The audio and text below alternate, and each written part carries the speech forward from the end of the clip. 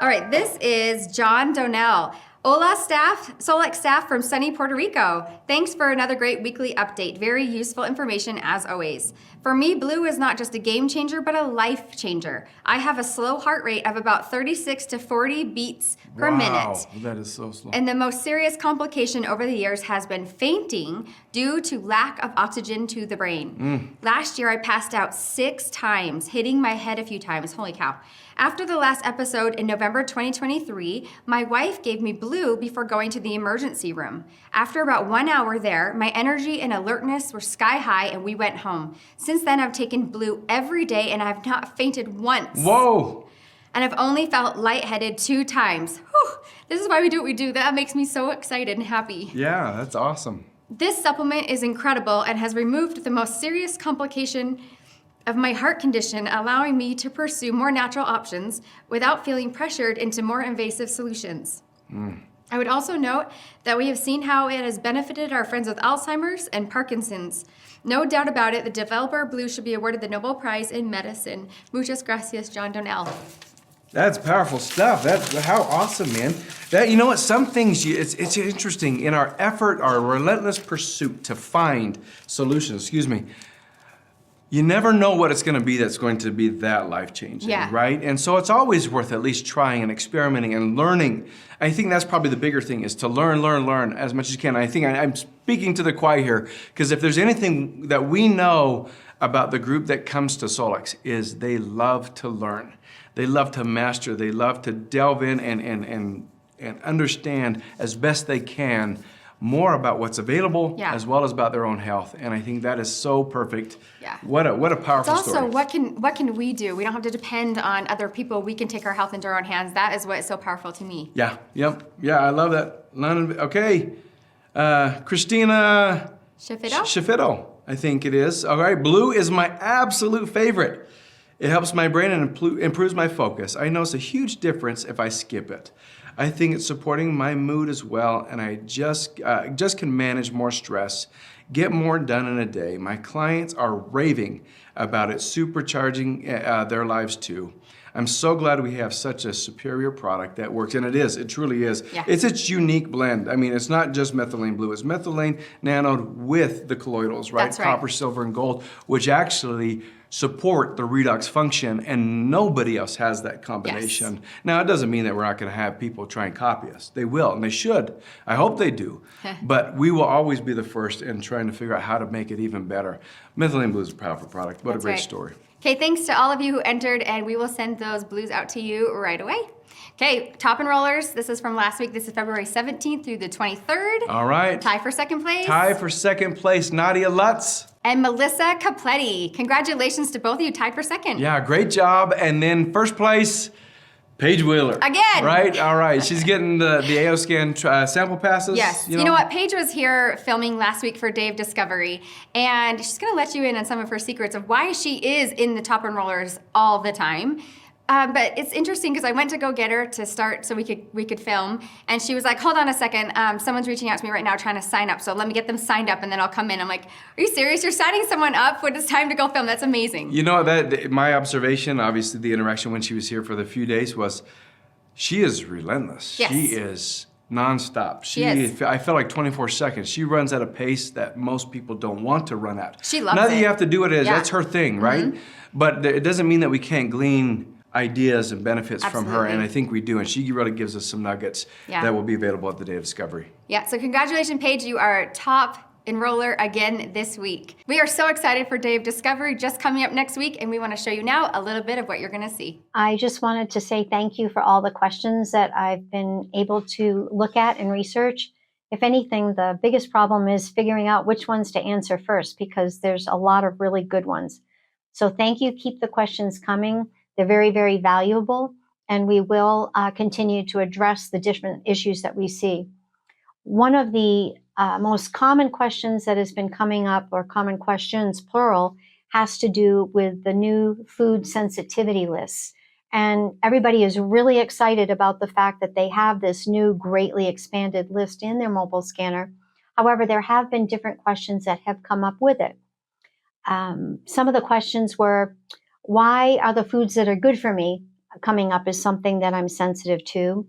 How come the foods that I eat all the time that don't seem to cause me any problems that I can see are coming up all the time in the sensitivity list? And how come foods I've never eaten at all are coming up in the food sensitivity list?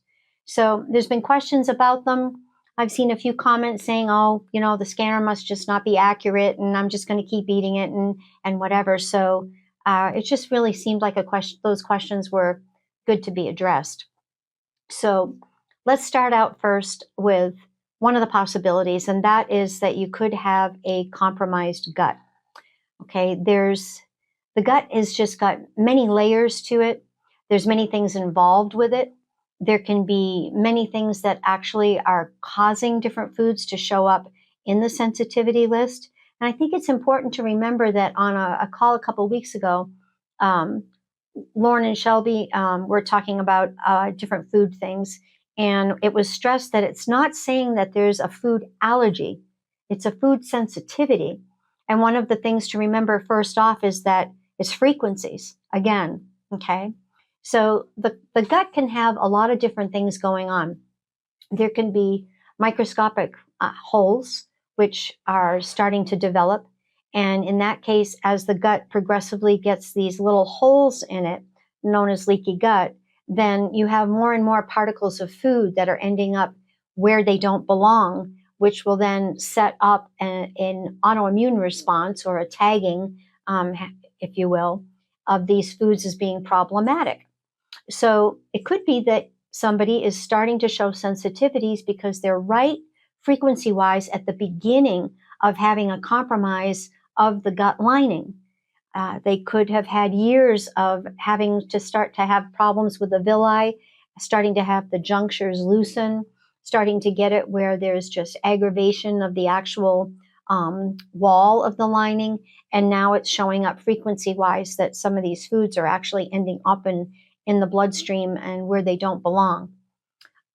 Secondly, why does a food show up one day and not the next day? And then show up the day after again and not the next day? If somebody's eating something like Monday, Tuesday, Wednesday, Thursday, it shows up on Tuesday, it shows up on Thursday, it doesn't show up on Monday, it doesn't show up on Wednesday. Well, here again, there could be specific reasons. There are many things that can compromise the gut from day to day that are of an external nature, other than just the food itself. For example, somebody could be having something going on with the gut because of having to take aspirin or ibuprofen the day before. The stress can have a phenomenal effect on the gut, where foods on Monday, where somebody was just having a normal day, the reaction in the body to the stressful situation the next day ends up tagging the food as being a sensitivity because it wasn't breaking down properly. It was eaten in a hurry. It wasn't chewed enough. There weren't enough enzymes. There wasn't enough acid. Could be any number of different reasons why it shows up.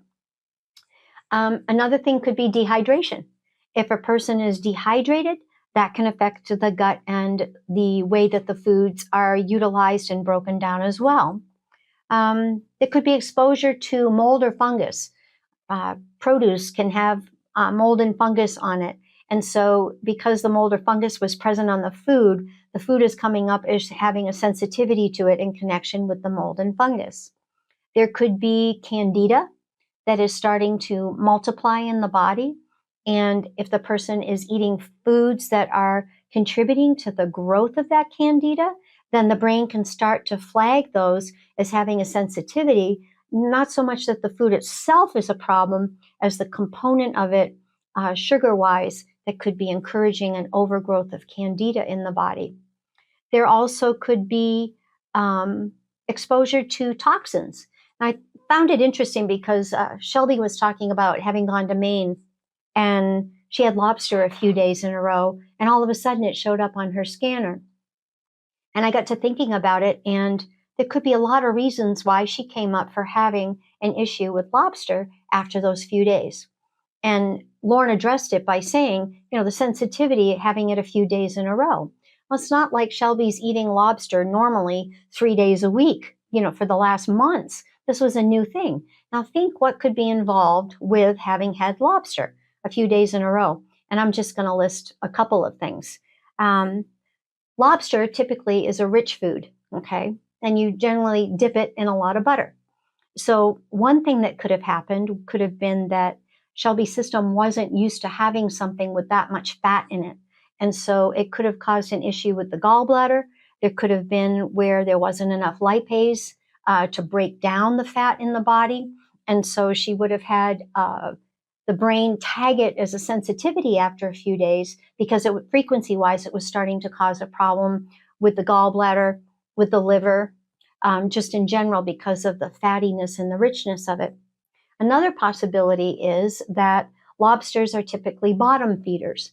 And so even from one lobster to the next, there can be a different reaction frequency-wise with the body, because if one lobster was in an area where it was eating toxins that would cause a response in Shelby's body, and then the next day she had one that was cleaner, over a few days, the brain could get where it starts going, wow, we're seeing some frequencies for toxins in this food that she's eating, so we're going to register it as a sensitivity.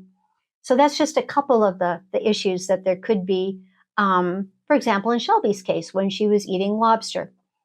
Now, if she didn't have lobster for another year and she went back, maybe she could take a little bit more enzymes in order to break down the fat.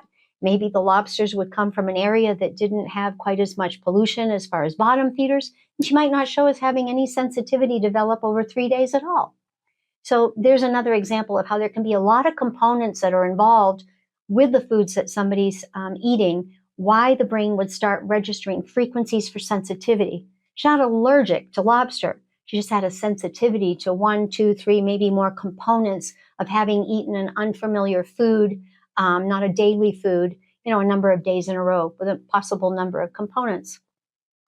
The other thing is that she could have eaten the lobster and had it with a baked potato with butter and sour cream. Typical in Maine, when I go to Portland and a friend of mine takes me out for lobster, it's baked potato, corn on the cob, lobster, butter, sour cream. Not something that you eat all the time either. So it even could have been an interreaction of different foods that made it where the brain picked out the main component being the lobster. A lot of possibilities. And the reason I'm giving this to you is because on a day-to-day basis, all of you are going to have a lot of different components like that can be energetically, frequency-wise, tying into why foods disappear and show up day to day in your mobile scanner. So another thing could be an exposure to E. coli. Could have E. coli that was on some food, and immediately the brain has a frequency reaction to the food that was eaten. And then another thing could be emotions. Remember Lauren speaking at Day of Discovery and other times about that there really is the feeling that there's a lot of emotion involved with food anymore. And if you think about it, that makes so much sense. Think about when somebody is upset. A lot of times there are comfort foods that go along with that being upset, like from childhood. Maybe somebody's grandmother used to always make fresh baked sugar cookies when they were upset. And so the person emotionally, when they're having an upsetting situation, goes for the comfort food, but the comfort food has things in it where the brain immediately starts to put up a stop sign because it realizes that the frequencies of what's in that food in reaction to the emotions isn't great for the person to be eating, at least not a lot of. Foods that have never been eaten. If you've never eaten a food and it's coming up in your scanner, what is the possibility there? It could be the closest frequency pattern to something that you ate that's in the database. Remember, even with the expanded list, it still does not have every food in it that is the possibility of being eaten. So you may have a food coming up that you've never eaten because the brain looks at the frequency of it, and the closest thing it can pick up is what shows up in your mobile scanner. The other possibility is that the brain could see that a frequency for a food that's very close to what you have eaten, if you eat it, it's going to be problematic.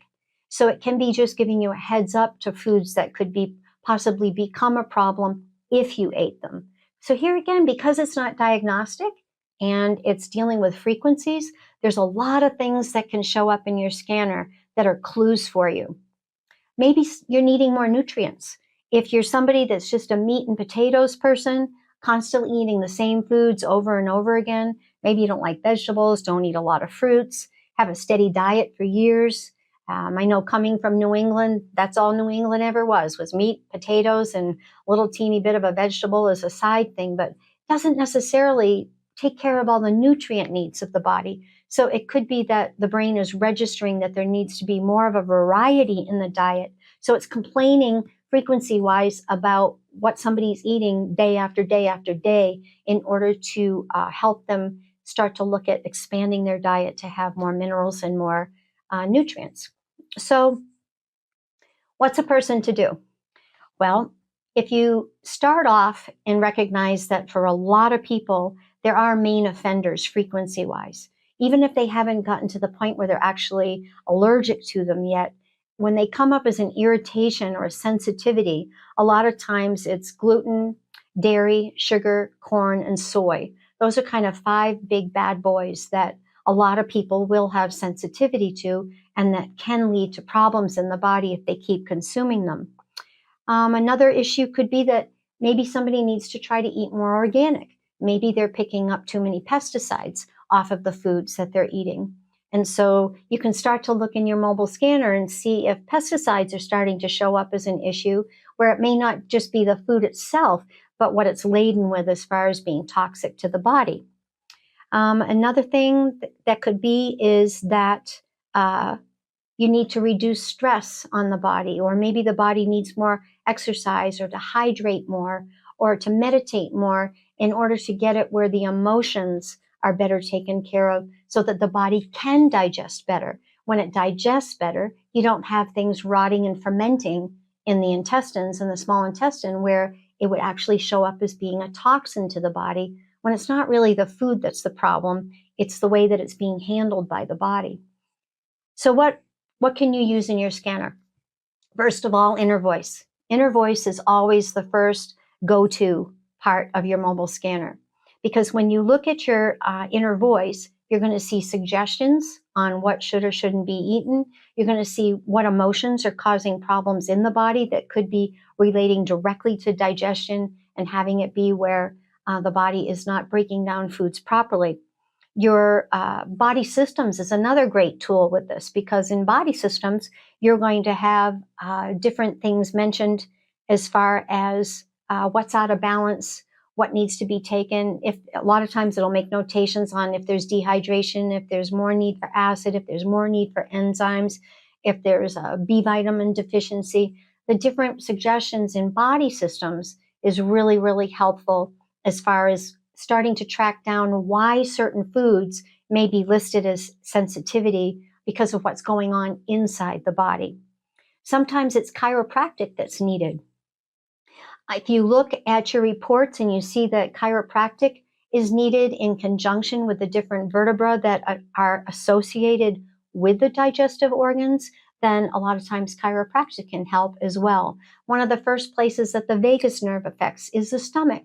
So here again, chiropractic can be really valuable.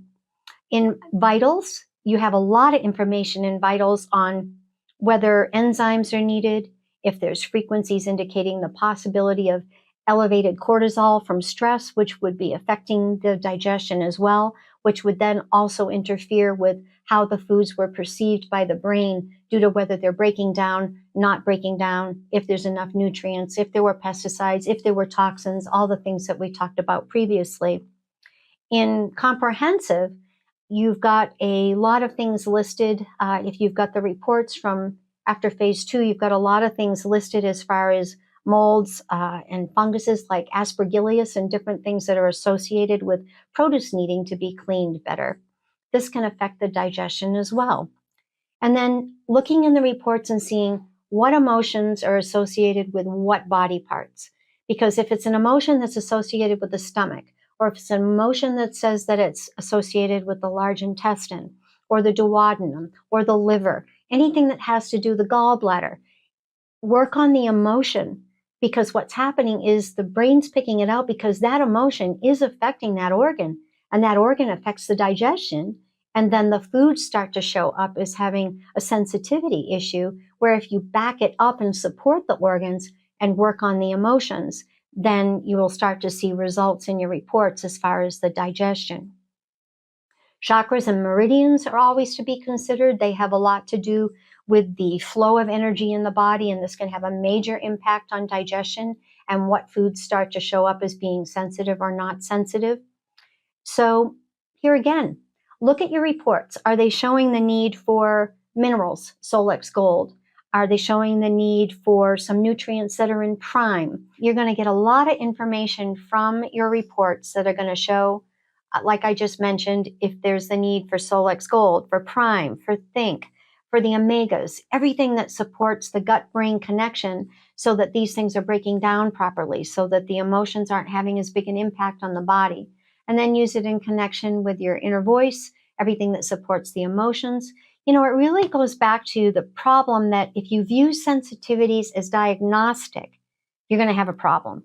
You have to view sensitivities as something that helps you use the knowledge and the understanding from your mobile scanner and just view it for what it is. It's the ebbs and flows of frequency, the ebb and flow of frequency. Remember what Einstein said, you have the energy, you have the particles.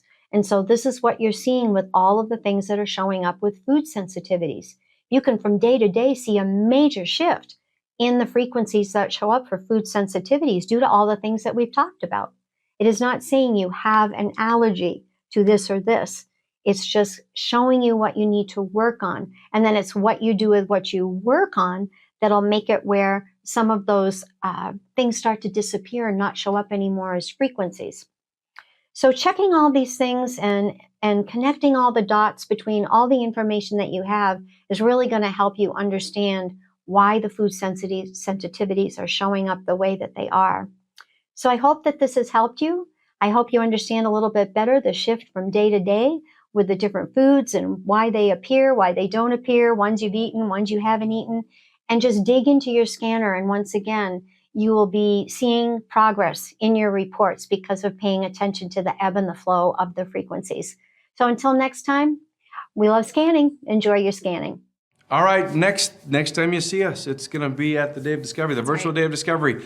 We hope all of you, again, will join us for this week's contest. Now, we're not going to have a call next week, so then on we'll the 12th. Announce the winners on the 12th, right after. The 12th will be a big deal, because we're going to draw this contest, but we're also going to draw the winners of the $250 and the $500. Oh, yeah, that is a big deal. You want to be back on the 12th. That's a big deal. Yeah. We're going to have to, that's going to be a tight window to get all that information. But, okay, so what do you think is going to be the big surprise launch at the virtual Day of Discovery? Put your ideas out here. Put your guesses out here.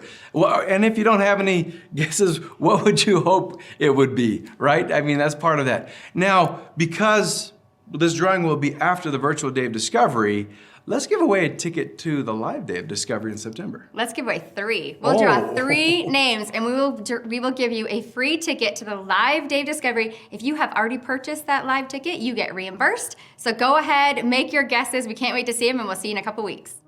For second place, Nadia Lutz. That was mean. I can't see it.